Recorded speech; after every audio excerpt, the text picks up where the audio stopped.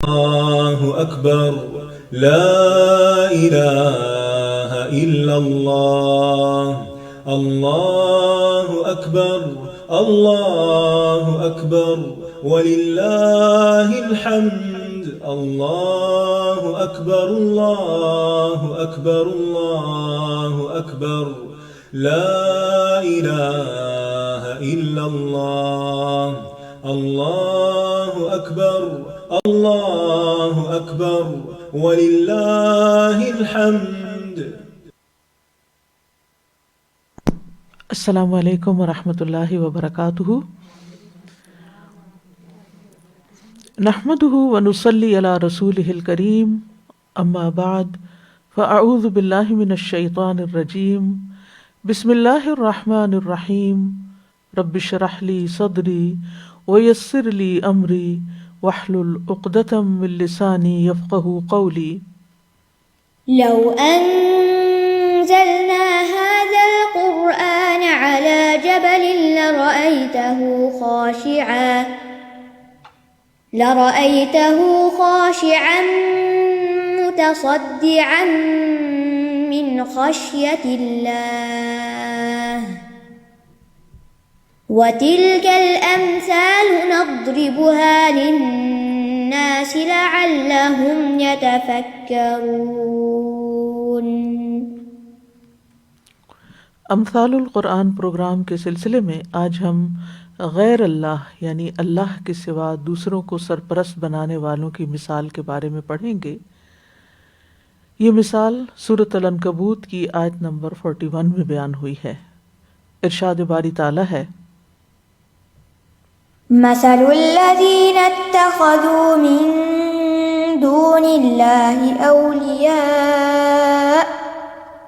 أولياء كمثل العنكبوت اتخذت بيتا وإن أوهن البيوت لبيت العنكبوت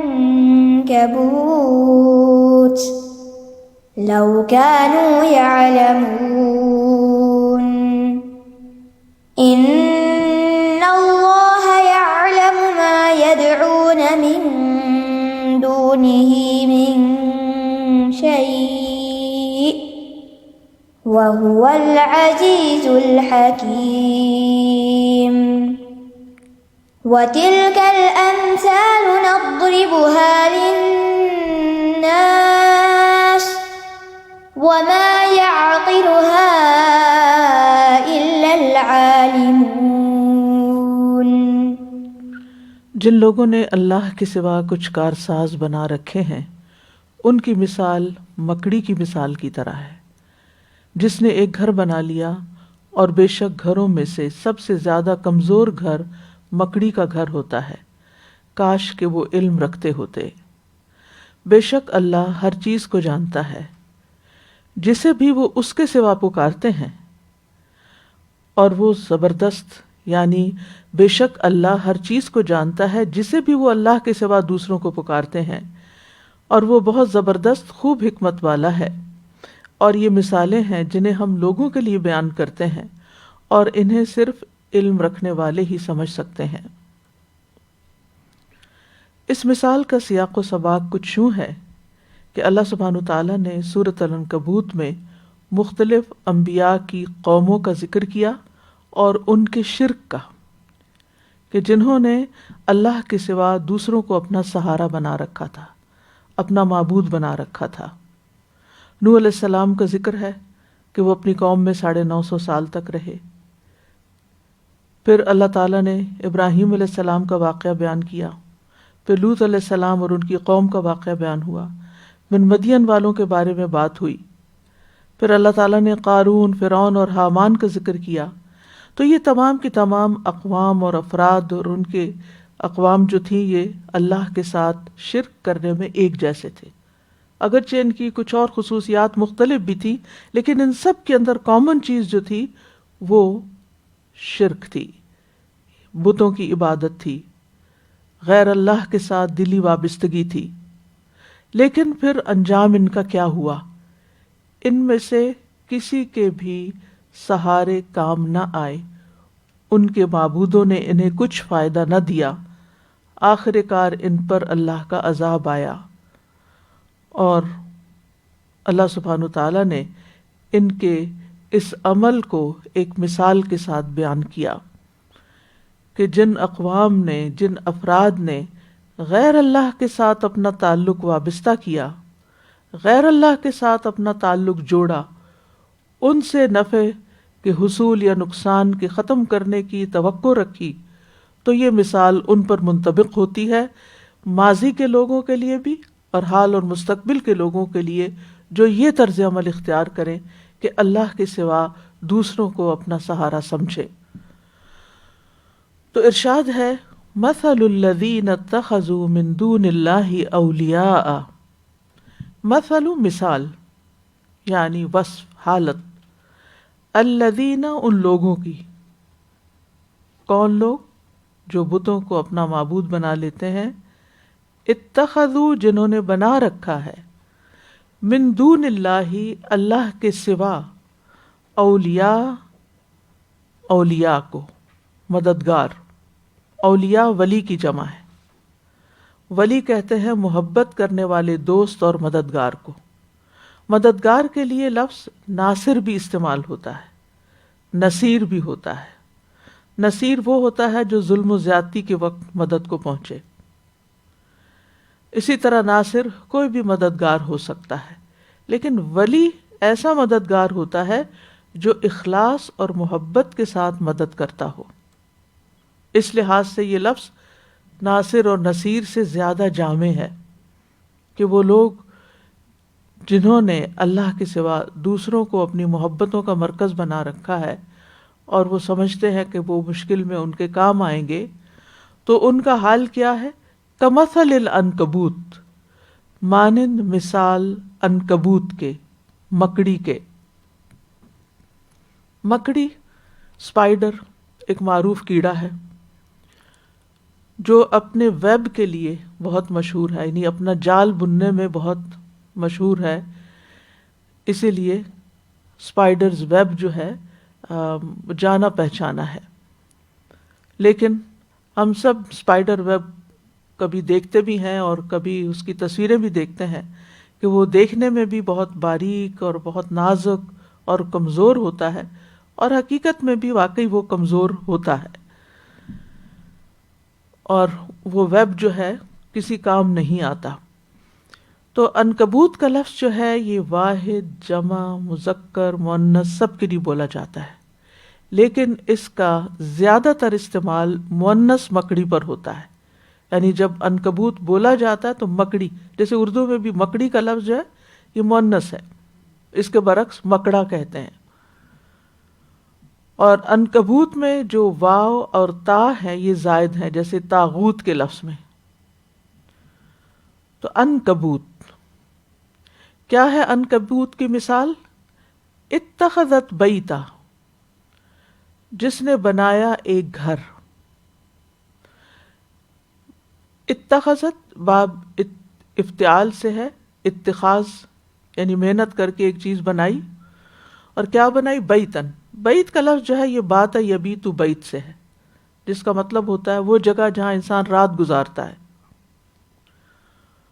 تو گھر ہوتا بھی اس لیے ہے کہ انسان اس میں سکون پائے، دن بھر انسان جہاں کہیں بھی کام کرتا رہتا ہے، لیکن پلٹ کے رات کے وقت وہ اپنے گھر ہی جاتا ہے۔ گھر میں اس کے قریبی عزیز، اس کے والدین یا اولاد یا شوہر، بیوی، بچے، یہ مل کر رہتے ہیں۔ گھر اسی لیے بنایا جاتا ہے کہ ایک خاندان کو ایک پروٹیکشن حاصل ہو۔ اسی طرح گھر جو ہے وہ سردی گرمی سے بھی بچاتا ہے، آندھی طوفان سے بچاتا ہے، سکون کی جگہ ہوتا ہے۔ لیکن یہاں ہم دیکھتے ہیں کہ جو گھر یہ مکڑی بناتی ہے وہ ان میں سے کوئی بھی مقصد پورا نہیں کرتا، نہ وہ سردی گرمی سے بچانے والا ہوتا ہے، نہ ہی وہ کسی کے رہنے کے قابل ہوتا ہے۔ اور یہاں خاص طور پر آپ دیکھیے اتخذت میں تا تانیث کی ہے، یعنی یہ وہ گھر ہے جو مؤنث بناتی ہے، فیمیل بناتی ہے۔ عام طور پر گھر مرد بناتا ہے اور بیوی کو لے کر آتا ہے، لیکن یہاں پر مذکر جو ہے یا جو میل ہے وہ کچھ نہیں کرتا، یہاں فیمیل گھر بنا رہی ہے. اور مذکر کیوں نہیں بنا سکتا؟ کہتے ہیں کہ اس کے جسم میں اس کی صلاحیت ہی نہیں ہوتی. یہ صلاحیت دی ہی فیمیل کو گئی ہے مکڑی کے سلسلے میں، مکڑی کے کیس میں. پھر فرمایا وَإِنَّ أَوْهَنَ الْبُيُوتِ لَبَيْتُ الْعَنْكَبُوتِ، اور بے شک سب سے زیادہ کمزور گھروں میں سے یقیناً عنکبوت کا گھر ہے. یعنی مکڑی کا گھر تمام گھروں سے زیادہ کمزور اور کم فائدے والا ہے، انتہائی ناپائیدار ہے. یعنی مکڑی گھر تو بناتی ہے جس میں وہ کچھ جگہ پکڑتی ہے اپنے لیے، لیکن وہ مکڑی کا جالا جس کو کہتے ہیں وہ کسی کام کا نہیں ہوتا، نہ گرمی سردی دور کرتا ہے اور نہ ہی کسی اور فائدے کا ہوتا ہے. دیکھا جائے تو مکڑی کا گھر گھر نہیں بلکہ شکار کا پھندا ہوتا ہے. بس اس کے ذریعے وہ مکھی شکار کرتی ہے، اپنے لیے غذا کا سب بندوبست کرتی ہے. یعنی دیگر تمام گھروں کے مقابلے میں یا کمپیریزن میں مکڑی کا بنا ہوا جال یہ گھر نہیں کہلاتا، بلکہ یہ شکار پھنسانے کا ایک ڈھنگ ہوتا ہے، یہ ایک جال ہوتا ہے. تو اسی سے مثال دی گئی کہ مکڑی کے گھر کی طرح جو غیر اللہ ہے وہ انسان کے لیے کسی فائدے کا سبب نہیں، کسی کام آنے والی چیز نہیں. لو کانوا یعلمون، کاش وہ جانتے ہوتے، اگر انہیں علم ہوتا کہ یہ سہارے کتنے کمزور ہیں تو پھر یہ ان کو سہارا نہ بناتے. اور اگر ان کو ان کی کمزوری کا سمجھنا ہے اور بیکار ہونے کا، یعنی غیر اللہ کے جو معبود ہیں یا سہارے ہیں، تو پھر اس کو دیکھو مکڑی کے گھر میں، اس سے سمجھو بات کو. یعنی لو کانوا یعلمون. تو اس سے یہ پتہ چلتا ہے کہ شرک کی بیماری کا علاج علم ہے، کہ انسان اللہ سبحانہ تعالیٰ کی معرفت حاصل کرے، اس کے اسماء و صفات کا علم حاصل کرے، اس کی عبادت کے طریقوں کا علم حاصل کرے، اللہ سبحانہ تعالیٰ کے بارے میں جانے. پھر فرمائے ان اللہ یعلم ما یدعون من دونہ من شیء، بے شک اللہ جانتا ہے جس کو بھی وہ پکارتے ہیں اسے چھوڑ کر کوئی بھی چیز، کسی بھی چیز کو. یعنی ایسا نہیں کہ ان کے یعنی غیر اللہ کو پکارنے والے مشرکین کے اعمال یا افعال جو ہیں وہ اللہ کو معلوم نہیں، یا وہ اللہ سے چھپ کر کہیں یہ کام کر رہے ہیں. اللہ تعالیٰ ان کی ساری حرکتوں سے خوب واقف ہے. اور یہاں پر یہ جو یدعون کا لفظ ہے، یدعون کا لفظ جیسے کہ آپ جانتے ہیں کہ دعا سے ہے، اور دعا جو ہے وہ دو طرح کی ہوتی ہے. ایک پکارنا عبادت کا پکارنا ہے، اور دعائے عبادت جس کو کہتے ہیں، اور دوسرا دعائے مسئلہ جس میں سوال کیا جاتا ہے. یعنی بذات خود پکارنا بھی عبادت ہے، دعا کرنا بھی عبادت ہے. لیکن جب انسان اللہ سبحانہ تعالیٰ کی عبادت کے لیے کھڑا ہوتا ہے، مثلا نماز ہے، تو اس میں آپ دیکھیے کہ اللہ اکبر کہہ کے انسان ہاتھ باندھ کے دعائیں ہی ایک طرح سے مانگتا چلا جاتا ہے، اور پھر سورۃ فاتحہ بذات خود دعا ہے. پھر اس کے بعد تھوڑی سی قرآن کا کچھ حصہ پڑھا جاتا ہے، پھر تسبیحات ہوتی ہیں، ان کے بعد بھی دعائیں ہیں، پھر سجدے میں بھی دعائیں، پھر اتحیات اور درود شریف، اور یہ سب بھی ایک طرح سے دعائیں ہیں. تو بظاہر عبادت ہے، لیکن یہ کیا ہے؟ دعائے عبادت، یعنی ایسی عبادت جس میں دعا ہی دعا ہے، یا اللہ تعالیٰ کے ساتھ ایک کنیکشن بلڈ کیا جاتا ہے. اور مسئلہ میں براہ راست سوال کیا جاتا ہے کسی فائدے کے حصول کے لیے یا کسی شر کو دور کرنے کے لیے. تو یہاں غیر اللہ کی پوجا کرنے والوں کو اللہ سبحانہ تعالیٰ کی طرف سے سرزنش کی جا رہی ہے کہ جو اس کی ذات کے ساتھ شرک کرتے ہیں، ان کی پوجا کرتے ہیں، بتوں کی پوجا کرتے ہیں. اللہ تعالیٰ ان کے تمام اعمال کو جانتا ہے اور جس بھی کسی چیز کو من شیء سے مراد یعنی چھوٹی سے چھوٹی چیز یا بڑی سے بڑی چیز ان کے خیال میں جس کسی چیز کو بھی وہ پوجتے ہیں، کسی چیز کو بھی پکارتے ہیں، وہ سب اللہ کے علم ہے۔ اور ایک حقیقت ہے جیسے کہ پہلے بھی یہ بات ہو چکی کہ لوگوں نے کچھ آسمانی بت بنا رکھے ہیں، جیسے فرشتوں کو اللہ کی بیٹیاں بنا کر نعوذ باللہ ان کو الہ کا درجہ دے کے ان سے مدد مانگتے ہیں۔ پھر انبیاء علیہ السلام میں سے کچھ کو لوگوں نے الہ کا درجہ دیا۔ پھر قوم نوح کو آپ دیکھیں تو انہوں نے اپنی قوم کے جو نیک افراد تھے ان کو الہ بنا رکھا تھا، ود اور یغوث اور یعوق اور نصر اور سواع، ان کو انہوں نے الہ بنا رکھا تھا۔ قوم ابراہیم کو آپ دیکھیں کہ انہوں نے کچھ بتوں کو، پتھر کی اور لکڑی کی مورتیوں کو اپنا الہ بنا رکھا تھا۔ اسی طرح اہل عرب کے ہاں جو مختلف قبیلے تھے انہوں نے مختلف بت، لات، منات، عزا اور یہ تمام بت بنا رکھے تھے۔ اور پھر آج کی دنیا میں بھی آپ دیکھیں کہ لوگوں نے کوئی چیز ایسی نہیں چھوڑی کہ جس کو انہوں نے اپنا الہ نہ سمجھا ہو، یا جس سے وہ مدد نہ مانگتے ہوں، یا جس کے آگے سر نہ جھکاتے ہوں۔ اور کچھ لوگوں نے مردہ بزرگوں کو اپنا سہارا بنا رکھا ہے، جب انہیں کوئی مشکل پیش آتی ہے تو ان کی قبروں پہ پہنچ جاتے ہیں، یا دور بیٹھے اللہ کو چھوڑ کر ان کو پکارتے رہتے ہیں، ان سے مدد مانگتے رہتے ہیں، ان کو اپنا فریاد رس سمجھتے ہیں۔ تو یہ من شیء میں اول سے آخر تک جتنے بھی لوگ یا جتنے بھی چیزیں پوجی گئیں یا ان کو سہارا بنایا گیا یا ان سے مدد مانگی گئی، وہ سبھی اس میں شامل ہیں۔ اور اللہ سبحانہ تعالیٰ کو پتہ ہے کہ کون سی قوم، کون سے افراد، کون سے لوگ کہاں کس کو اپنا معبود بنائے ہوئے ہیں۔ وَهُوَ الْعَزِيزُ الْحَكِيمُ، اور وہ غالب ہے، حکمت والا ہے، یعنی اس کو کسی مدد کی ضرورت نہیں، کسی سہارے کی، کسی سفارشی کی ضرورت نہیں، وہ سب پر خود غالب ہے۔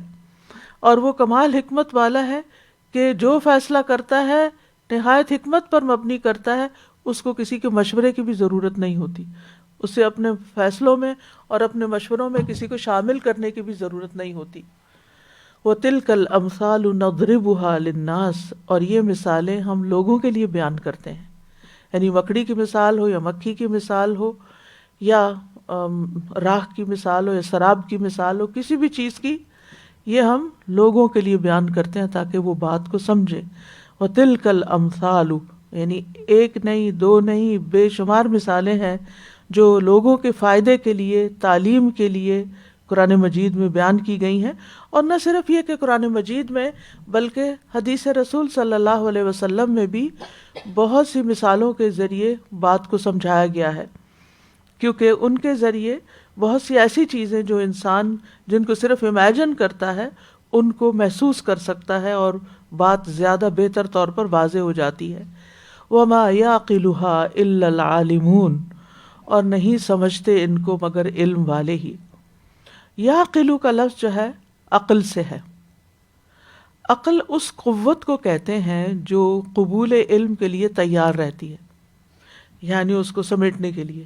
آپ کو کوئی انفارمیشن ملی تو آپ کی عقل کیا کرتی ہے؟ اس کو محفوظ کر لیتی ہے۔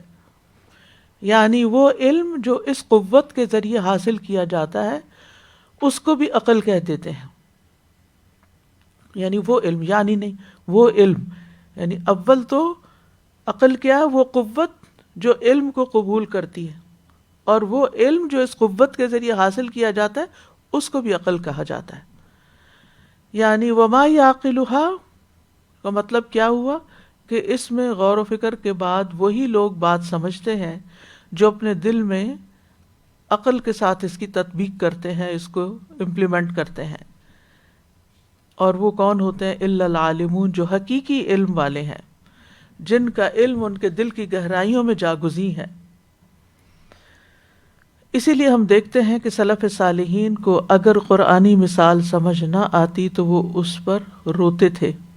عمرو بن مرہ سے مروی ہے، وہ کہتے ہیں کہ میں جب بھی اللہ کی کتاب میں سے کسی آیت کو پڑھتا ہوں جسے میں نہیں جانتا، نہیں سمجھتا، تو میں غمزدہ ہونے لگتا ہوں، اداس ہو جاتا ہوں، کیونکہ میں نے اللہ کا یہ فرمان سنا ہے، وہ فرماتا ہے وَتِلْكَ الْأَمْثَالُ نَضْرِبُهَا لِلنَّاسِ وما يعقلها الا العالمون، کیونکہ عالموں کا ایک بڑا مقام اور درجہ ہوتا ہے، علم کی اپنی ایک فضیلت ہے، تو جو لوگ مثال سے بھی بات نہیں سمجھتے گویا وہ علم ہی نہیں رکھتے، ان کا علم کوئی حقیقت نہیں رکھتا.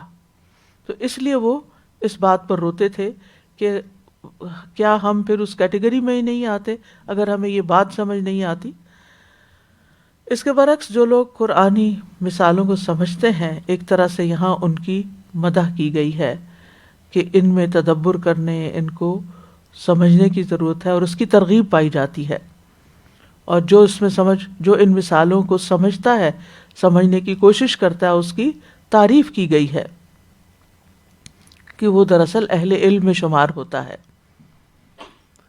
کیونکہ اللہ سبحانہ تعالیٰ نے جو مثالیں بیان کی ہیں وہ اہم مسائل اور اہم مقاصد کو بیان کرنے کے لیے بیان کی ہیں. اور اللہ سبحانہ تعالیٰ ہم سے کیا چاہتے ہیں کہ ان میں ہم غور و فکر بھی کریں اور ان سے نصیحت بھی پکڑیں، ان کی معرفت کی پوری کوشش کریں اور اس کے مطابق اپنی تھنکنگ کو بھی تبدیل کریں اور اپنے عمل کو بھی بدلیں. تو جو شخص ضرب الامثال کو سمجھتا ہی نہیں، ان کو سمجھنے کی کوشش ہی نہیں کرتا، ان کی طرف توجہ ہی نہیں کرتا، تو یہ چیز اس کے لیے کچھ پسندیدہ نہیں ہے، گویا اس نے اپنی عقل کا صحیح استعمال نہیں کیا. تو یہاں اس مثال میں ہم دیکھتے ہیں کہ ان لوگوں کی مثال بیان ہوئی ہے جنہوں نے اللہ کے سوا دیگر اولیاء کی، دیگر بتوں وغیرہ کی عبادت کی ہے اور ان سے وہ فائدے کی امید رکھتے ہیں یا اپنی نقصان یا بیماری یا تکلیف یا کسی بھی شر کو دور کرنے کے لیے ان کی طرف رجوع کرتے ہیں. تو یہ معبود کوئی بھی ہو سکتے ہیں، چاہے جمادات ہوں، چاہے حیوانات ہوں، چاہے انسان ہوں، چاہے زندہ ہوں، چاہے مردہ ہوں، کوئی بھی چیز ہو. تو ان سب کی مثال یعنی انکلوڈنگ ایوری باڈی ادر دین اللہ سبحانہ وتعالی، جس کا بھی انسان سہارا پکڑے اس کی مثال مکڑی کی مثال کی طرح ہے. اور ہوتا یہ ہے کہ مکڑی اس اپنے جال کو جو بنتی ہے وہ اس کے لیے بھی سہارا نہیں بنتا، سوائے اس کے کہ وقتی فائدہ کچھ ہو جاتا ہے، لیکن الٹیمیٹلی اس کو خود بھی اس میں رہنا نصیب نہیں ہوتا کیونکہ وہ رہنے کے قابل بھی نہیں ہوتا. اسی طرح مشرکین کے باطل معبود اپنے پرستاروں کو کچھ فائدہ نہیں دیتے. دیکھا جائے تو مشرکین سخت حالات میں خود سب سہاروں کو چھوڑ کر صرف اللہ کا سہارا پکڑتے تھے، اللہ سبحانہ تعالیٰ کی طرف رجوع کرتے، اس سے دعائیں کرتے. فَإِذَا رَكِبُوا فِي الْفُلْكِ دَعَوُا اللَّهَ مُخْلِصِينَ لَهُ الدِّينَ، جب وہ کشتی میں سوار ہوتے ہیں تو اللہ کو پکارتے ہیں اس حال میں کہ اسی کے لیے عبادت کو خالص کرنے والے ہیں. تو یہ تو دنیا میں ہے ان کا حال. قیامت کے دن بھی یہ باطل معبود ان کے کچھ کام نہ آئیں گے. یہ کمزور سہارے ہیں جو انہوں نے بنا رکھے ہیں، کیونکہ جب وہ قیامت کے دن انہیں کہیں گے کہ ہم تمہاری عبادت کرتے تھے، تم ہماری مدد کرو، تو وہ ان کو کہیں گے کہ ما کنتم ایانا تعبدون، تم ہماری عبادت تھوڑی کرتے تھے. وہ ان کی عبادت سے بری ذمہ ہو جائیں گے، ان سے بیزار ہو جائیں گے. اور سورۃ الکہف میں بھی آتا ہے وَيَوْمَ يَقُولُ نَادُوا شُرَكَائِي الَّذِينَ زَعَمْتُمْ فَدَعَوْهُمْ فَلَمْ يَسْتَجِيبُوا لَهُمْ وَجَعَلْنَا بَيْنَهُمْ مَوْبِقًا، اور جس دن فرمائے گا پکارو میرے ان شریکوں کو جو تم نے گمان کر رکھے تھے، جن کو تم اپنا سہارا سمجھتے تھے، ذرا بلاؤ کہ وہ تمہاری مدد کو آئیں. تو وہ انہیں پکاریں گے جیسے دنیا میں پکارتے تھے ان کو، تو وہ کوئی جواب نہیں دیں گے اور ہم ان کے درمیان ایک ہلاکت کا گڑھا مشترک کر دیں گے. اب ہلاکت کے سوا کوئی اور چیز نہیں ہے. تو جس طرح مکڑی پروٹیکشن نہیں دے سکتی، یا مکڑی کا جالا جو ہے اس میں کوئی حفاظت نہیں ہے، کمزور ہے، بے بس ہے، اسی طرح بتوں اور مورتیوں کی پوجا کرنے والا بھی ان سے کوئی فائدہ حاصل نہیں کر سکتا. ایک اہم بات یہ ہے کہ اگر ہم اس گھر کی کمزوری کو دیکھیں تو یہ دو اعتبار سے کمزور ہے، حصی اعتبار سے بھی یعنی اپنے سٹرکچر کے اعتبار سے بھی، اور پھر مانوی اعتبار سے بھی. اس میں آپ دیکھیے کہ جو جالا جس سے وہ بنتی ہے مکڑی، وہ ریشمی ملائم دھاگے سے ہوتے ہیں، اور دیکھنے والے کو بعض اوقات نظر بھی نہیں آتے وہ جب وہ بنا ہوا جال ہوتا ہے، الا یہ کہ انسان کے ہاتھ کو چپک جائے اور وہ بعض اوقات اس سے جان چھڑانا مشکل ہوتی ہے۔ پھر اسی طرح آپ دیکھیے کہ غیر اللہ نے جو ایک تصور اور ایک ڈھانچہ اور ایک سٹرکچر قائم کر رکھا ہے کہ غیر اللہ ان کے کس فائدے کے ہیں، وہ سٹرکچر جو ہے وہ بھی انتہائی کمزور ہے اگر اس جالے کے ساتھ تشبیہ دی جائے۔ کہ آپ اگر دیکھیں اس کے تاروں کو، جہاں جہاں اس کو جوڑا جاتا ہے، وہ ساری کی ساری چیزیں انتہائی کمزور ہیں، آن کی آن میں ٹوٹ پھوٹ جاتی ہیں۔ تیز ہوا اس کو اڑا کے لے جا سکتی ہے، جیسے یعنی کہ تیز آندھی ہو، بارش ہو، تو بعض اوقات اس سے بھی وہ ختم ہو جاتا ہے۔ اسی طرح قرآن مجید میں آتا ہے وَمَن يُشْرِكْ بِاللَّهِ فَكَأَنَّمَا خَرَّ مِنَ السَّمَاءِ فَتَخْطَفُهُ الطَّيْرُ أَوْ تَهْوِي بِهِ الرِّيحُ فِي مَكَانٍ سَحِيقٍ، اور اللہ کے ساتھ جو شریک ٹھہرائے تو گویا وہ آسمان سے گر پڑا، پھر پرندے اسے اچک لیتے ہیں، یا اسے ہوا کسی دوسری جگہ گرا دیتی ہے۔ پھر آپ دیکھیے کہ اگرچہ کہتے ہیں کہ اس کی جو ایک سنگل تار ہوتی ہے وہ فولاد سے بھی 5 گنا زیادہ مضبوط ہوتی ہے، لیکن اس کے باوجود وہ کسی قسم کا بوجھ برداشت نہیں کر سکتی۔ یعنی انڈیویجولی وہ تاریں اگرچہ مضبوط ہیں، لیکن مل کے جب وہ گھر بنتا ہے تو وہ گھر مضبوط نہیں ہوتا۔ آپ دیکھیے کہ مکڑی جو گھر بناتی ہے مضبوط فولادی تاروں سے، یعنی بحیثیت تار وہ ایک مضبوط تار ہوتی ہے، تو اسی طرح انسان اگر ایک گھر بناتا ہے اور گھر کا سٹرکچر بڑا مضبوط ہے، اس کے اندر خوب لوہا پڑا ہوا ہے، اس کی بنیادیں بڑی مضبوط ہیں، چھت بڑی مضبوط ہے، دیکھنے میں بہت خوبصورت ہے، کیونکہ ویب کو اگر آپ دیکھیں تو دیکھنے میں بڑا خوبصورت سوفسٹیکیٹڈ نظر آتا ہے، یعنی ایک پورا ایک آرٹ کا منظر پیش کرتا ہے۔ تو ایسے ہی جو بظاہر بعض اوقات بہت سے گھر جو ہیں وہ خوبصورت نظر آتے ہیں، دیکھنے میں مضبوط بھی نظر آتے ہیں، لیکن ہوتا کیا ہے کہ یہ مکڑی جب گھر بنا لیتی ہے اور اس یعنی گھر بنانے کے بعد اس کو جب بچے پیدا کرنے ہوتے ہیں تو یہ تھوڑی دیر کے لیے میل کے ساتھ بس اتنا انٹریکشن کرتی ہے کہ جس سے اس کو یعنی انڈے پیدا کر سکے۔ اس کے فوراً بعد یہ میل کو مار ڈالتی ہے۔ پھر اس کے بعد جب وہ بچے پیدا ہوتے ہیں تو وہ بچے جو ہی ذرا ہوش پکڑتے ہیں، طاقتور ہوتے ہیں، تو ماں کو مار کے کھا جاتے ہیں۔ مانوی اعتبار سے یہ گھر کتنا کمزور ہے۔ تو انسانوں میں سے بھی آپ دیکھیں کہ کمزور گھر وہ نہیں کہ جو جھگی میں رہتے ہیں یا کسی ٹینٹ میں رہتے ہیں، کمزور گھر وہ ہیں کہ جو دیکھنے میں ہیوی سٹرکچر رکھتے ہیں، لیکن اس کے اندر رہنے والے ایک دوسرے کے لیے برداشت نہیں رکھتے، ایک دوسرے کو مارتے ہیں۔ یعنی بیوی شوہر کے خلاف ہے، شوہر بیوی کے خلاف ہے، بچے ماں باپ کے خلاف ہیں، اور وہ ان کو مارنے کی اور ان سے بھاگنے کی کوشش کرتے ہیں۔ تو ان اوہن البیوت، دونوں اعتبار سے مکڑی کا گھر تو دیکھنے میں بھی کمزور ہے، اور اندر جو اس کے یعنی گھر تو ہوتا ہے نا کہ بچے ہو، بیوی ہو، ایک سکون کی جگہ ہے، لیکن یہاں اس گھر میں کوئی سکون نہیں ہے، اس میں کوئی کسی کا وفادار نہیں ہے۔ تو جس گھر کے اندر ایک دوسرے کے اوپر ٹرسٹ نہ ہو، ایک دوسرے کے لیے سہارا نہ ہو، ایک دوسرے کے لیے مدد نہ فراہم کریں، ایک دوسرے کو سپورٹ نہ دیں، ایک دوسرے کے لیے کمفرٹ کا باعث نہ ہو، صرف نفرتیں ہی نفرتیں ہوں، وہ گھر کتنا کمزور ہوتا ہے اور وہ سروائیو نہیں کر سکتا۔ دنیا میں بھی بعض اوقات وہ عبرتناک انجام یا نظارہ پیش کرتا ہے۔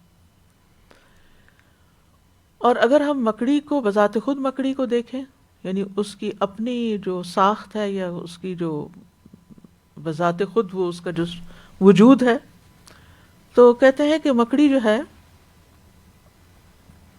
اس کی ٹانگیں چھوٹی اور آنکھیں بڑی ہوتی ہیں، یعنی اسٹرکچر کے اعتبار سے بھی دیگر مخلوق سے مختلف ہے۔ ایک مکڑی کی 8 ٹانگیں ہوتی ہیں اور 6 آنکھیں ہوتی ہیں۔ آنکھیں ہونے کے باوجود زیادہ تر مکڑیاں بینائی میں کمزور ہوتی ہیں، دیکھ نہیں پاتی۔ شکار کو صرف اس کی حرکت سے محسوس کر کے اس تک پہنچ جاتی. یعنی اگر مکڑی اور جو ہی کوئی آ کے شکار پھنسے گا تو جب وہ پھنسے گا تو اس کی جو وائبریشن ہوگی اس سے مکڑی کو پتہ چلتا ہے کہ اس طرف شکار آ گیا اور وہ اس کو اٹیک کر دیتی ہے. عام طور پہ مکڑی کی اوسط عمر سال بھر سے زیادہ نہیں ہوتی، لیکن کہا جاتا ہے کہ ٹرنٹولا مکڑیاں جو ہیں 30 سال بھی زندہ رہتی اور 8-10 سال کی عمر میں بلوغت کو پہنچتی ہیں. مکڑیاں تنہائی کی زندگی بسر کرتی ہیں. ہاں کوئی اجتماعیت پسند بھی ہوتے ہیں لیکن ریئر. بعض مکڑیاں پن کے سرے جتنی چھوٹی ہوتی ہیں، بہت باریک، اور بعض ڈنر پلیٹ جتنی بھی ہوتی ہیں، یعنی سائز مختلف ہیں. مکڑی جو جال بناتی ہے وہ ایک طرح سے ہوا میں بناتی ہے، ہوا میں گھر بناتی. اب دیکھیے کہ گھر کہاں بنتا ہے، یعنی اس کی کوئی بنیاد ہی نہیں ہے، کوئی بیس ہی نہیں. تو جس گھر کی کوئی بنیاد ہی نہ ہو وہ ہوا میں کتنے دن قائم رہے گا. اور کہتے ہیں کہ اپنی پچھلی ٹانگوں سے ریشمی تار بناتی ہے جو لچکدار ہوتا ہے اور پھر سخت بھی ہوتا ہے، اور یہ اس کے پیٹ سے مادہ نکلتا ہے جس سے یہ تار بنتی ہے. اور جو دھاگا ہوتا ہے وہ لوہے سے 5 گنا زیادہ مضبوط ہوتا ہے. جب ایک چیز سخت، تو اسی وجہ سے یہ ہے کہ بعض چیزوں میں وہ یعنی سخت ہے، تو بعض ایسے لوگ جو ہیں وہ ان کے اندر ایک سختی بھی پائی جاتی ہے لیکن اس کے باوجود کمزور ہوتے ہیں. اب دیکھیے کہ بہت سے لوگ اگر دیکھا جائے، جیسے فرعون ہے، حامان ہے، قارون ہے، دیکھنے میں بڑے سخت تھے، لیکن نمرود جیسے تھا، لیکن ایک مچھر نے اس کا خاتمہ کر دیا. تو انسان ہو یا غیر اللہ کے علاوہ کوئی بھی سہارا ہو، بظاہر اگر وہ مضبوط بھی نظر آتا ہو اور انسان سمجھے کہ یہ تو ضرور میری مدد کر سکتا ہے، لیکن چھوٹی سی آفت زمینی، آسمانی یا نفسانی اس کو گرا دیتی. بعض لوگ دیکھنے میں بہت کانفیڈنٹ، بہت اسٹرانگ، بہت کہتے ہیں کہ آئرن وومن یا آئرن مین نظر آتے ہیں. آئرن سے ہی تشبیہ دی جاتی ہے مضبوطی کی، جیسے اس کی بھی، اس کے تاروں کو بھی آئرن سے مضبوطی. لیکن آپ دیکھیں کہ چھوٹی سی بیماری اور چھوٹا سا کوئی حادثہ ان کو توڑ کے رکھ دیتا ہے، ختم ہو کے رہ جاتے ہیں. تو مکڑی جو ہے وہ زیادہ تر اپنی زندگی میں گھر بنا کے پھر شکار کرنے پر ہوتی ہے. تو افلاطون کہتے ہیں تمام چیزوں سے زیادہ حریص مکھی ہوتی، اسی لیے بار بار آپ اس کو ماریں، آپ اس کو دھتکاریں، کچھ کریں، وہ پھر پلٹ کے آپ کے اوپر آئے گی.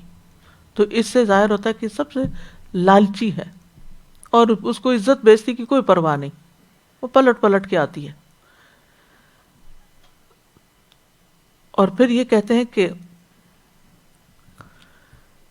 افلاطون کہتے ہیں کہ اور تمام چیزوں سے زیادہ قناعت پسند مکڑی ہوتی ہے، پس اللہ نے تمام چیزوں سے زیادہ قناعت کرنے والی کا رزق تمام چیزوں سے زیادہ حریص کے اندر رکھا ہے. یعنی جو سب سے زیادہ حریص ہے وہ ترنے والا ہے اس کا جو قناعت کر کے بیٹھی ہے. بہرحال یہ اس کے بارے میں ایک فیکٹ تھا. مکڑی کے جالے کی زندگی جو ہے بہت تھوڑی ہوتی ہے. کھلی جگہ میں تو 1 دن سے زیادہ نہیں ٹھہرتا. ہوا کے تیز تھپیڑے ہوں یا بڑا کیڑا ٹکرا جائے، یا بعض اوقات خود مکڑی کے اپنے ہاتھوں سے وہ جال ٹوٹ جاتا ہے. تو جو ہی وہ جال ٹوٹتا ہے مکڑی پھر کام میں لگ جاتی اور آدھ پون گھنٹے میں پہلے جیسا پھر جال بنا کے رکھ دیتی.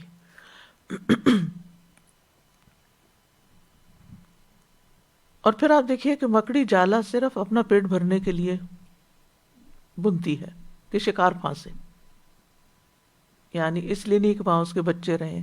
انسان کیوں گھر بناتا ہے یا باقی چڑیا گھونسلہ بناتی ہے یا اور مخلوق گھر بناتی، کس لیے؟ تاکہ مل جل کے وہاں رہیں. اس کو اس سے کوئی دلچسپی نہیں ہوتی. پھر اسی طرح یہ ہے کہ مکڑی جو ہے اپنے انڈوں کی اس وقت تک حفاظت کرتی ہے جب تک ان کے اندر سے بچے نہیں نکل جاتے، اور جب بچے نکل جاتے ہیں تو پھر اس کے بعد یہ ہے کہ وہاں سے کوچ کر جاتی، یعنی کہ وہ الگ ہو جاتے ہیں، اور جو ہی وہ ذرا مضبوط ہوتے ہیں تو وہ اپنی ماں ہی کو مار دیتے ہیں۔ تو بہرحال اس مثال سے جو باتیں ہمیں سمجھ میں آتی ہیں وہ کچھ یوں ہیں کہ سب سے پہلی بات تو یہ کہ اللہ کے سوا جتنے بھی سہارے ہیں سارے کمزور ہیں، اور اگر انسان ان کی پوجا نہیں بھی کرتا، ان سے دعائیں نہیں بھی مانگتا، لیکن اگر انسان انسانوں کو سہارا سمجھتا ہے کہ یہ میرے بڑھاپے کا سہارا ہے اور یہ میری جوانی کا سہارا ہے، شادی اس لیے کروں کہ کوئی ساتھی مل جائے، سہارا مل جائے، بچے اس لیے ہوں کہ بڑھاپے میں سہارا مل جائے، تو ضروری نہیں کہ یہ آپ کے لیے سہارا ہی ہو، بعض اوقات الٹے وبال جان بھی ہوتے ہیں۔ انسان اپنی نیچر کے اعتبار سے کمزور ہے، تو انسان کو اصل سہارا اپنے رب ہی کا ہونا چاہیے۔ یہی توحید خالص ہے کہ سہارا صرف اس کو سمجھو، انسانوں کو سہارا نہ بناؤ۔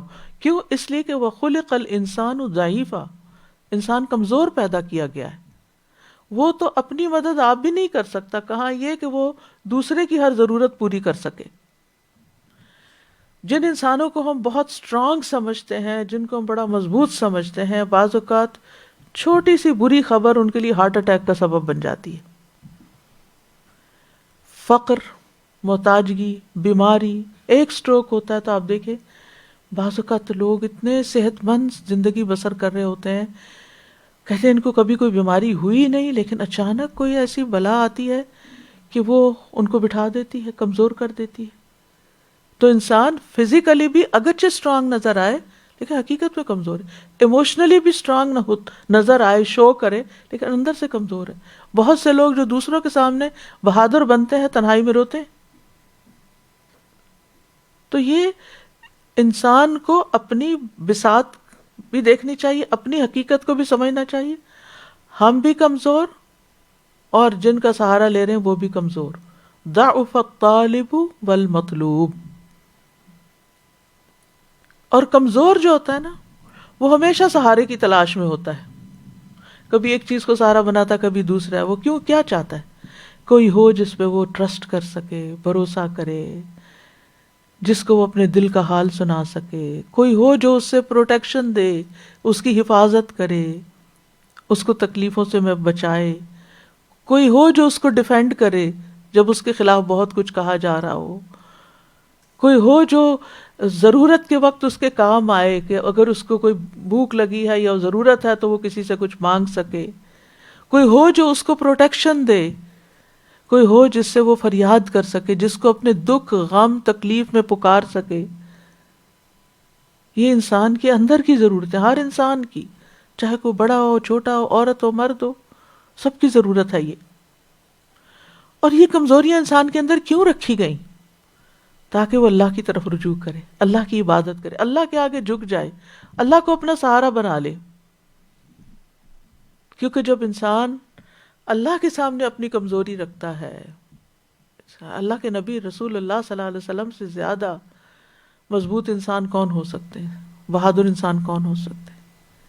لیکن ہر معاملے میں وہ اللہ کی طرف رجوع کرتے تھے۔ پچھلے انبیاء کے بارے میں بھی یہی کہا گیا، اواہ منیب، نعم العبد انہ اواب، بار بار پلٹ پلٹ کے اللہ کی طرف رجوع کرنا، اس کے آگے سجدہ ریز ہونا۔ جنگ بدر کے موقع پر کیا ہوا؟ وَلَقَدْ نَصَرَكُمُ اللَّهُ بِبَدْرٍ وَأَنْتُمْ أَذِلَّةٌ، طاقت کہاں سے ملی، مدد کہاں سے آئی؟ نبی صلی اللہ علیہ وسلم رات بھر التجائیں کرتے رہے، پکارتے رہے، روتے رہے، سجدے میں پڑے رہے، یا حیو یا قیوم برحمتک استغیث کہہ کے پکارتے رہے۔ تو جب انسان کو یہ احساس ہوتا ہے کہ میں کمزور ہوں اور میرے علاوہ باقی مخلوقات بھی کمزور ہیں، تو پھر حقیقی معنوں میں اللہ کی طرف رجوع کرتا ہے، پھر اس کو سہارا بناتا ہے، پھر اس کا دامن تھامتا ہے۔ اور اللہ تعالیٰ نے انسان کو بتا بھی دیا، یا ایھا الناس انتم الفقراء الی اللہ واللہ هو الغنی الحمید. اے لوگو تم سب اللہ کے محتاج ہو، سب کے سب، اول سے آخر تک سبھی محتاج ہیں. تو جو خود محتاج ہو وہ کسی کا سہارا کیا بنے گا؟ تو انسان کو کمزور اس لیے پیدا کیا گیا ہے کہ وہ رب کے سامنے اپنے فقر اور محتاجگی کا اظہار کرے اور اس سے مدد مانگے. اور جب انسان یہ سمجھنے لگتا ہے نا کہ میں غنی ہوں اور مجھے کسی کی ضرورت نہیں، میں بے نیاز ہوں اور اللہ کسی کا محتاج نہ کرے اور مجھے کسی کی ضرورت نہیں، یا یہ کہ انسان کو اپنی کثرت تعداد پر کچھ بھروسہ ہونے لگے جیسے جنگ حنین میں ہوا تھا، تو پھر کیا ہوا؟ وہاں پر اذا جبتکم کثرتکم فلم تغنی عنکم شیئا، تمہاری کثرت تمہیں کچھ کام نہ آئی. اسی طرح آپ دیکھیے کہ ابلیس اپنی عبادت کی وجہ سے بڑا مضبوط تھا کہ فرشتوں تک رسائی تھی اس کی اور ان کا ساتھی بنا ہوا تھا، لیکن پہلے امتحان میں فیل ہو گیا. فرعون کو آپ دیکھیں کہ اس کو کتنا فخر تھا اپنی نہروں پر، قارون کو اپنی دولت پر کتنا فخر تھا، اپنے علم پر کتنا فخر تھا. ابلیس کو تو اپنی خلقت پہ نا کہ خلقتنی من نار و خلقتہ من طین، اس کے خیال میں آگ جو تھی وہ بہتر تھی مٹی سے، طاقتور تھی. تو اس لیے اس نے ان سب نے بڑے بڑے کلیمز کیے، لیکن سب کا انجام ہمارے سامنے. تو سمجھنے کی بات یہ کہ اللہ ہی حقیقی سرپرست ہے. اللہ واللہ هو الولی، اللہ ہی اصل مددگار ہے. رب المشرق والمغرب لا الہ الا هو فاتخذہ وکیلا، وہ مشرق و مغرب کا رب ہے، اس کے سوا کوئی الہ نہیں، لہذا اسے ہی اپنا کارساز بنا لیجئے، اسی کو اپنا مددگار سمجھیے، اسی کو اپنا سہارا سمجھیے، اسی کو پکاریے، مشکل میں اسی سے مدد مانگیے. فادعوہ مخلصین لہ الدین، دین کو اس کے لیے خالص کر کے اسے پکاریے. کائنات کا نظام وہ چلا رہا ہے، رات کو دن میں اور دن کو رات میں وہ داخل کرتا ہے، سورج اور چاند کو اس نے مسخر کر رکھا ہے، سارے ستارے سیارے اس کے حکم سے چلتے ہیں. اور اللہ کے سوا جن کو ہم کچھ سمجھتے ہیں، انسان کچھ سمجھتے ہیں، وہ تو کسی بھی چیز کے مالک نہیں ہیں. ما یملکون من قطمیر، کھجور کی گٹلی کے چھلکے کے مالک بھی نہیں. زندگی اور موت کا مالک اللہ ہے. یحیی و یمیت، وہی زندہ کرتا ہے، وہی موت دیتا ہے. اسی کے پاس آسمانوں اور زمین کی کنجیاں ہیں. لہو مقالید السماوات والارض، سارے خزانے اسی کے پاس ہیں. وہی مشکلات اور پریشانیاں دور کرنے والا ہے. بندوں کی ساری ضروریات وہی پوری کرتا ہے.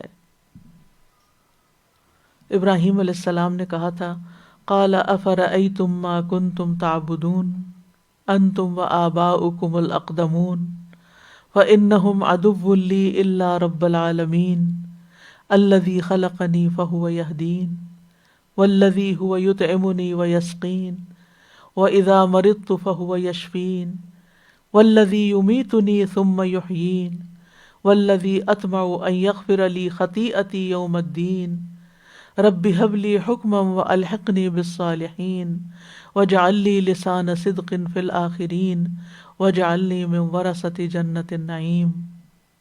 ابراہیم علیہ السلام نے کہا، یہ سورۃ الشعراء کی آیتیں ہیں، کیا تم نے دیکھا کہ جن کو تم پوجتے رہے، تم اور تمہارے پہلے باپ دادا، بلا شبہ وہ سب میرے دشمن ہیں سوائے رب العالمین کے، وہ جس نے مجھے پیدا کیا، پھر وہی مجھے راستہ دکھاتا ہے، وہی ہے جو مجھے کھلاتا اور پلاتا ہے، اور جب میں بیمار ہوتا ہوں تو مجھے شفا دیتا ہے، اور وہی ہے جو موت دے گا پھر مجھے زندہ کرے گا، اور وہ جس سے میں طمع رکھتا ہوں کہ جزا کے دن میری خطا بخش دے گا.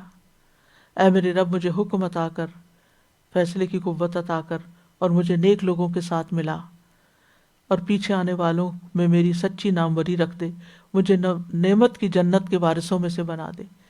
یعنی ابراہیم علیہ السلام بتوں کا سہارا نہیں لیتے، مکمل طور پر اللہ کا سہارا لیتے اور اپنی چھوٹی اور بڑی ضرورت، کھانا پینا، صحت، سب کچھ اللہ سے مانگتے ہیں.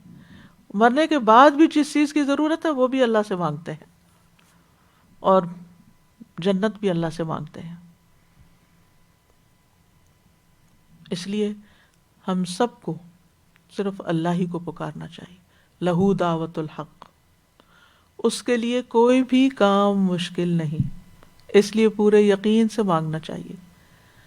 ہاں یہ ضرور ہے کہ ہر چیز کا ایک وقت مقرر ہوتا ہے، اور اسی وقت وہ چیز انسان کے لیے بہتر ہوتی جو وقت اللہ نے مقرر کیا ہوتا ہے، کیونکہ اللہ تعالیٰ کا فیصلہ حکمت پر مبنی ہوتا ہے، اور ہمارے فیصلے جذبات پر مبنی ہوتے ہیں، جلد بازی پر مبنی ہوتے ہیں.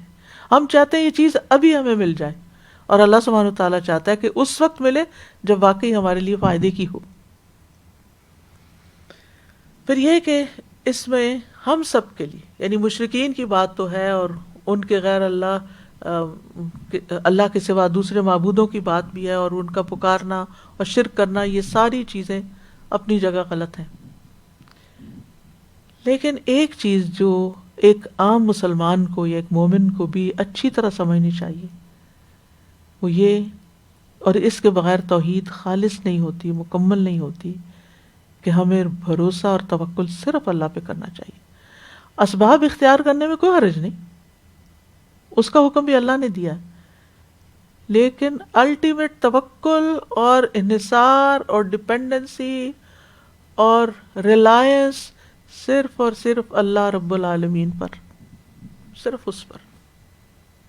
انسان محنت کرے، کوشش کرے، اسباب اختیار کرے، لوگوں کو ساتھ ملائے کسی بھی کام میں، لیکن یہ دل میں اس کا یقین یہ ہو کہ یہ سب اسی وقت ہوگا جب اللہ کرے، اور جب ہو جائے تو انسانوں کا شکریہ ادا کرے جو ساتھ مددگار، لیکن یہ کہے کہ یہ کیا اللہ نے، یہ اللہ کا فضل ہے، یہ اللہ کی رحمت سے ہوا ہے، یہ اس نے کیا ہے. بندوں کو پورا کریڈٹ دے دینا، اگر آپ نہ ہوتے تو یہ نہ ہوتا، اگر وہ نہ ہوتا تو ایسا نہ ہوتا، یہ طریقہ درست نہیں. اس سے توحید میں خلل آتا ہے، کیونکہ پھر انسان بندوں کا غلام بن کے رہ جاتا ہے. پھر اللہ کی اطاعت کی بجائے ان کی باتیں ماننے لگتا ہے کہ اگر میں نے ان کی بات نہ مانی تو یہ میرے کل کام نہیں آئیں گے، مجھے ان کی ہیلپ چاہیے، اس لیے مجھے ان کی بھی ماننی پڑتی. یہاں سے خرابیوں کا دروازہ کھل جاتا ہے، پھر غیر اللہ کی اطاعت شروع ہو جاتی ہے، پھر انسان کمپرومائز کرنے لگتا ہے، پھر انسان اپنے اصولوں پر کمپرومائز کر لیتا ہے، اور یہاں سے پھر انسان جو پھسلتا ہے تو بعض اوقات گمراہیوں کے کھڈے میں جا گرتا ہے. تو توکل صرف اس زندہ ہستی پر جس کو کبھی موت نہیں آئے گی. وَتَوَكَّلْ عَلَى الْحَيِّ الَّذِي لَا يَمُوتُ وَسَبِّحْ بِحَمْدِهِ. ہمارا یہ یقین ہونا چاہیے کہ نفع اور نقصان صرف اللہ کے ہاتھ میں. اس لیے بندوں سے نہ لالچ رکھنی چاہیے اور نہ خوف رکھنا چاہیے کہ اگر یہ ہماری مدد نہیں کریں گے تو ہم تو تباہ ہو جائیں گے، یہ میری زندگی میں نہیں رہے گا تو میرا رزق ہی بند ہو جائے گا. نہیں، رازق اللہ ہے، مددگار اللہ ہے. ایک دروازہ بند ہوتا تو اللہ تعالیٰ اپنے بندوں کے لیے کچھ اور کھول دیتا ہے. تو نفع نقصان صرف اللہ کے ہاتھ میں، بھروسہ صرف اسی پر کرنا چاہیے. اللہ تعالیٰ غافل بھی نہیں ہے ہماری ضرورتوں سے. ایسا نہیں کہ اللہ تعالیٰ کو کوئی نیند آ جاتی ہے، اونگ آ جاتی ہے، نعوذ باللہ، ایسا بھی نہیں. لا تأخذہ سنۃ ولا نوم وما ربک بغافل عما تعملون. لیکن وہ مدد اس وقت کرتا ہے ہمارے پکارنے کے بعد جب وہ ہمارے حق میں بہتر سمجھتا ہے، لیکن الٹیمیٹلی وہ مدد کرتا ہے. ہمارے ایمان کا تقاضا ہے کہ ہم رب پر ہی توکل کریں. وعلی اللہ فتوکلوا ان کنتم مؤمنین. اللہ ہی ہمارے لیے کافی ہے ہر ضرورت کے لیے، اور وہ بندے کو ہر وقت کافی ہے. اس کی حمایت کرنے والا بھی وہی ہے، ہدایت دینے والا بھی وہی ہے، مشکل میں مدد کرنے والا بھی وہی ہے. اللہ ولی الذین آمنوا، ایمان والوں کا دوست ہے اللہ. وکفی باللہ ولیا وکفی باللہ نصیرا. اس نے منع کیا ہے کہ میرے سوا دوسروں کو سہارا مت سمجھو، اللہ تتخذوا من دونی وکیلا. اور پھر یہ ہے کہ چھوٹے کاموں میں بھی اور بڑے کاموں میں بھی، آسان میں بھی مشکل میں، بس اللہ کا سہارا. اور جب انسان انسانوں سے توقعات کم رکھتا ہے نا اور اپنا رخ اللہ کی طرف پھیر لیتا ہے تو اس کی زندگی میں بڑا سکون آ جاتا ہے. اگر لوگ کہیں اس کی مدد کر دیتے ہیں تو وہ ان کا بھی شکر گزار ہوتا ہے، اور اگر وہ اپنی کسی کمزوری مجبوری کی وجہ سے نہیں کر سکتے تو اسے کوئی گلہ شکوہ بھی نہیں ہوتا. وہ اس وقت بھی کیا کہتا ہے، حسبی اللہ و نعم الوکیل، میرے لیے اللہ ہی کافی ہے اور وہ بہترین کارساز ہے. کسی کام کا ارادہ کر لیں، کرنا ہے، یہ مشکل نظر آئے تو بھی اللہ پہ بھروسہ کریں. فَإِذَا عَزَمْتَ فَتَوَكَّلْ عَلَى اللَّهِ، اللہ کرنے والا ہے. لوگوں کا ڈر ہو تو بھی اللہ ہی کی طرف رجوع کریں. وَتَوَكَّلْ عَلَى اللَّهِ وَكَفَى بِاللَّهِ وَكِيلًا. اگر وہ لوگ منہ موڑ جائیں تو بھی اللہ کو کافی سمجھیں. فَإِن تَوَلَّوْا فَقُلْ حَسْبِيَ اللَّهُ لَا إِلَٰهَ إِلَّا هُوَ عَلَيْهِ تَوَكَّلْتُ. بعض اوقات ایسا ہوتا ہے نا کہ لوگ شروع میں کہتے ہیں آپ چلیں، آپ شروع کریں، کہ ہم آپ کے ساتھ ہیں، ہم آپ کو مدد کریں، ہم آپ کو سپورٹ دیں گے، ہم آپ کے لیے یہ کریں گے وہ کریں گے. پھر ان کے اوپر کچھ مشکل آ جاتی ہے اور وہ بیچارے بعض اوقات چاہتے ہوئے اور بعض اوقات نہ چاہنے کی وجہ سے عین وقت پہ ساتھ چھوڑ جاتے ہیں. تو بھی انسان مایوسی کے کھڈے میں نہیں گرتا، اپنے آپ کو پریشان نہیں کرتا، کیونکہ وہ اللہ پہ بھروسہ رکھتا ہے کہ اللہ تعالیٰ میرا مددگار ہے، وہ کوئی اور راستہ نکالے گا. تو لوگوں سے جب توقعات نہیں رہتی نا تو ریلیشن شپ بڑا اچھا رہتا ہے. لوگوں سے جب توقعات نہیں رہتی تو دل نہیں ٹوٹتا، انسان ان کی مجبوریاں کمزوریاں عذر سمجھتا ہے، انسان غم کا شکار نہیں ہوتا، بدشگونی نہیں لیتا کہ یہ چیز منحوس ہو گئی، فلاں ہو گیا. جب وہ دیکھتا ہے کہ کوئی مجھے نقصان پہنچانے کی کوشش کر رہا ہے، ڈیفیم کرنے کی کوشش کر رہا ہے، تو بھی وہ اللہ کا سہارا پکڑتا ہے اور کہتا ہے کہ اگر اللہ چاہے گا تو اللہ نہیں چاہے گا تو کوئی کچھ بھی نہیں کر سکتا، میرا بال بھی بیکا نہیں کر سکتا. ہر مشکل موقع پر مدد و نصرت اسی کی طرف سے آتی ہے. جب لوگ اذیت دیں، تکلیف دیں، پریشان کریں تو بھی اللہ کو سہارا بنائیں. لوگ الزام لگائیں تو بھی اللہ ہی سے مدد مانگیں. کہیں بظاہر کسی نقصان پر کمپرومائز کرنا پڑے تو بھی اللہ کو سہارا بنائیں. بعض اوقات ایسا ہوتا ہے نا کہیں جھگڑا ہو جاتا ہے، اس جھگڑے میں آپ کو یوں لگتا ہے جیسے آپ کا حق چھینا جا رہا ہے، مارا جا رہا ہے، بھائی تھوڑا سا پیچھے ہٹ جائیں، کوئی بات نہیں، تاکہ جھگڑا ختم ہو، اور بھروسہ اللہ پہ رکھیں کہ اللہ اس کمی کو خود پورا کر دے گا. چھوٹے فتنے ہو بڑے فتنے، یہ سورۃ العنکبوت جو ہے نا، شروع میں اس کی جو آیت آتی ہے نا، احسب الناس ان یترکوا ان یقولوا آمنا وهم لا یفتنون، کیا لوگ سمجھتے ہیں کہ وہ اتنا کہنے پہ چھوڑ دیے جائیں گے کہ وہ ایمان لائے اور ان کو آزمایا نہیں جائے گا؟ وَلَقَدْ فَتَنَّا الَّذِينَ مِن قَبْلِهِمْ، ہم نے ان سے پہلے لوگوں کو بھی آزمائش میں ڈالا تھا. تو ہمارے انسانوں کی زندگی میں بہت ساری آزمائشیں ہیں، اس کے جسم کے اندر، اس کے اولاد میں، اس کے ہسبینڈ وائف میں، اس کے ایک دوسرے کے لیے. لوگ جب پارہ ختم ہوتا ہے تو کیا آتا ہے، وَجَعَلْنَا بَعْضَكُمْ لِبَعْضٍ فِتْنَةً أَتَصْبِرُونَ، ہم نے تم میں سے بعض کو بعض کے لیے فتنہ بنا دیا. تو انسان ہی فتنہ بنے ہوئے ہوتے ہیں، انسانوں کے لیے مصیبت اور وبال بنے ہوئے ہوتے ہیں. تو ایسی صورت میں انسان پھر کدھر جائے، کیا کرے، حل کیا ہے؟ اللہ کا سہارا لے. اللہ تو ہی اس معاملے کو درست کرنے والا ہے، میں تو اس میں عاجز ہوں، بے بس ہوں، کمزور ہوں، میری ساری توقعات تجھ سے، تو ہی ٹھیک کرنا. اور اسی طرح آپ دیکھیے کتنی دفعہ ایسا ہوتا ہے، کم من فئۃ قلیلۃ غلبت فئۃ کثیرۃ باذن اللہ، چھوٹا گروہ اللہ کے اذن سے بڑے گروہ پہ کامیاب ہو جاتا ہے، غالب آ جاتا ہے. جن کے دلوں میں عداوت ہوتی ہے وہ محبت میں بدل جاتی ہے، جو کل تک دشمن بنے ہوتے ہیں وہ آج آپ کے سپورٹر بن جاتے ہیں. نبی صلی اللہ علیہ وسلم کی زندگی میں ہوا، بہترین مثال ہے ہمارے سامنے. تو جب انسان اللہ پہ بھروسہ کرتا ہے، اللہ پہ توکل کرتا ہے، تو زندگی آسان ہو جاتی ہے، غم ہلکے ہو جاتے ہیں، امید سے جیتا ہے انسان، خوشحال زندگی بسر کرتا ہے. خوشحالی باہر کی خوشحالی نہیں، وہ بھی آرام کمفرٹ چاہیے ہوتا ہے انسان. اصل خوشحالی دل کی خوشحالی ہوتی ہے، اور دل کی خوشحالی توکل کے بغیر ہو نہیں سکتی. کہ ہم صرف سہارا اللہ ہی کو سمجھیں. تو جو اللہ کو سہارا بناتا ہے اللہ تعالیٰ اس سے محبت کرتا ہے. واللہ ان اللہ یحب المتوکلین، اللہ اس کے لیے کافی ہو جاتا ہے. ومن یتوکل علی اللہ فہو حسبہ. توکل انسان کو بہادر بنا دیتا ہے، انسان کے دل سے غیر اللہ کا ڈر نکل جاتا ہے، شیطان سے حفاظت ملتی ہے انسان کو، اس کے وہم ختم ہو جاتے ہیں، جادو، حسد، نظر بد سے حفاظت ہوتی ہے. ایسے انسان کو وہاں سے رزق ملتا ہے جہاں سے وہ سوچ بھی نہیں سکتا. وَيَرْزُقْهُ مِنْ حَيْثُ لَا يَحْتَسِبُ. توکل سے انسان کے رزق میں بھی اضافہ ہوتا ہے، اور اللہ پہ بھروسہ کرنے والوں کا اجر بہت بڑا ہے. وَلَأَجْرُ الْآخِرَةِ أَكْبَرُ لَوْ كَانُوا يَعْلَمُونَ الَّذِينَ صَبَرُوا وَعَلَىٰ رَبِّهِمْ يَتَوَكَّلُونَ. فَمَا أُوتِيتُم مِّن شَيْءٍ فَمَتَاعُ الْحَيَاةِ الدُّنْيَا وَمَا عِندَ اللَّهِ خَيْرٌ وَأَبْقَىٰ لِلَّذِينَ آمَنُوا وَعَلَىٰ رَبِّهِمْ يَتَوَكَّلُونَ.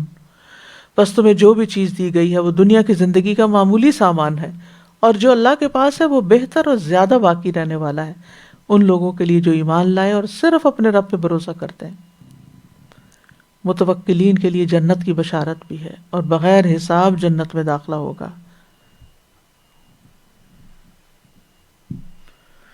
تو کرنے کے کام کیا ہیں؟ کہ اللہ سے اپنا تعلق مضبوط کریں.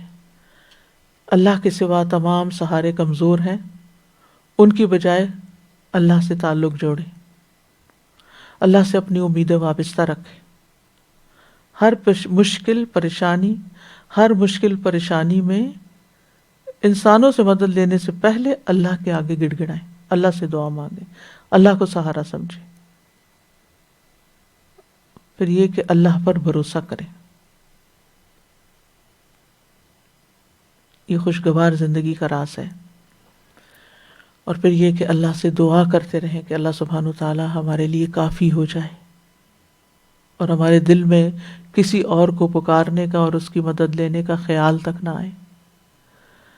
حسبنا اللہ ونعم الوکیل، حسبی اللہ لا الہ الا ہوا علیہ توکلت وہو رب العرش العظیم. اللہم لک اسلمت وبک آمنت وعلیک توکلت وإلیک انبت وبک خاصمت. اللہم انی اعوذ بعزتک لا الہ الا انت ان تضلنی انت الحی الذی لا یموت والجن والانس یموتون. اللہم لک اسلمت وبک آمنت وعلیک توکلت وإلیک انبت وبک خاصمت وإلیک حاکمت فاغفر لی ما قدمت وما اخرت واسررت واعلنت انت الہی لا الہ الا انت. اللہم انت عضدی ونصیری بک احول وبک اصول وبک اقاتل. یا اللہ تو ہمیں ہر معاملے میں ظاہری اور باطنی، جسمانی اور روحانی اور ہر چیز میں تو ہمیں کافی ہو جا. ہمارے سارے معاملات درست کر دے، ہماری ساری مشکلات آسان کر دے. یا اللہ جو لوگ کرونا کی خوف اور فکر اور پریشانی اور بیماری کا شکار ہیں، ان کے خوف، دکھ، تکلیف، پریشانی دور کر دے. یا رب العالمین تو ہم سب کو اس مصیبت اور بلا سے محفوظ رکھ اور ہمیشہ شفائے کلی عطا فرما. یا اللہ تو ہمیں صحیح معنوں میں اپنے اوپر توکل کرنے کی توفیق دے اور اپنا سہارا لینے کی. یا اللہ تو ہمیں ہر گمراہی سے، ہر جہالت سے، ہر فساد سے محفوظ رکھ. اور اللہم احسن عاقبتنا فی الامور کلہا واجرنا من خزی الدنیا وعذاب الآخرہ.